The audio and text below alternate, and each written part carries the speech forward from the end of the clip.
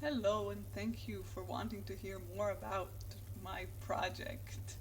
My name is Michal Silber, and I am an OBGYN at Meir Medical Center, which is in Israel.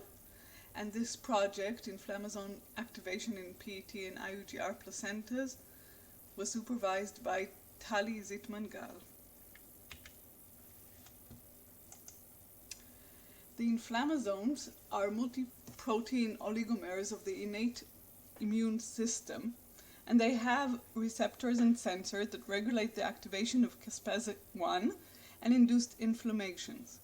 NLRP7 is one of these sensors, and it has been studied once in IUGR placentas, and you can see the citation here. Picard is a key adapter protein in the activation of the inflammasome, and here you can see the string of the connection between these two proteins. So what we think is hypoxia and ischemia happens in the cell, and NLRP7 is oligomized and makes Picard work as well. Together they are the inflammasome, and they cause the activation of caspase-1 and the induction of inflammatory cytokines. Our aim was to evaluate the changes in the levels of NLRP7 and Picard at the placenta and the maternal fetal serum of women with PET and IUGR. And we had 15 women with PET, 15 women with IUGR, and 19 women with normal pregnancies who served as controls. We took their clinical and demographic data, and we also took blood samples from them and from the umbilical cords, as well as placental tissue. We used a variety of methods to check what we wanted. The maternal characteristics were not very different between the groups as to the baseline characteristics. Of course, the gestational age of delivery was different, and also the birth weight, especially in the IUGR fetuses. The blood pressure of the PET patients was higher, as was the creatinine level. We had a trend towards more cesarean section deliveries in both the PET and IUGR groups, but that did not reach significance. Also, the fetal gender did not matter.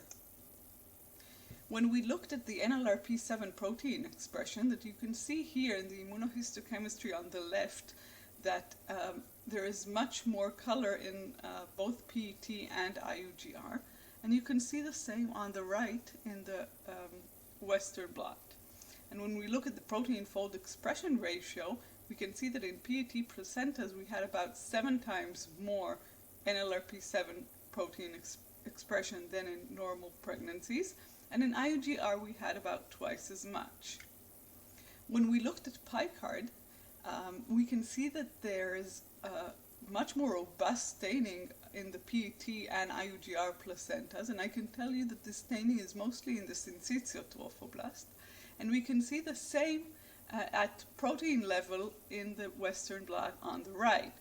When we looked at the protein fold expression ratio here, we saw that PET pregnancies had about 27 times more than normal pregnancies of Picard, and IUGR also had about 7 times more. Then we looked at Picard in the maternal serum, and we found that it is quite scarce in that serum. But when we looked at the fold expression, we saw that still it was 11 times more prevalent in PET serum and 3 times more prevalent in IUGR serum compared to normal pregnancies. When we looked at serum from the umbilical cord, there was no difference between the groups. So to summarize, we have elevated levels of both NLRP and Picard, which means elevated levels of the NLRP7 inflammasome in placentas of pregnancies complicated by PET or IUGR.